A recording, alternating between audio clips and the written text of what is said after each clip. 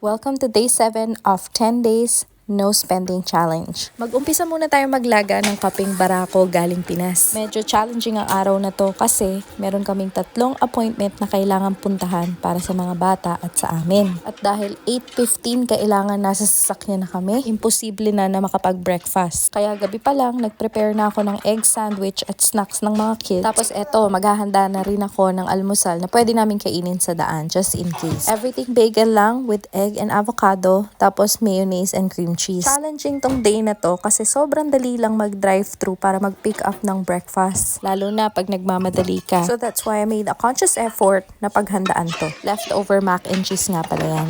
Magkahiwalay na lugar yung appointment ng mga kids. At ina-anticipate namin na nandun kami sa labas for about 2 hours. Breakfast papuntang lunch na. Tapos mga anak namin laging gutom. Pati kami bilis din magutom. Kaya ayan, nice and healthy. Tapos homemade pa. Hindi ko nga alam pag binibili parang exciting kainin. Pero pag baon parang boring. So nag-effort talaga ako dito. Okay na ba yan?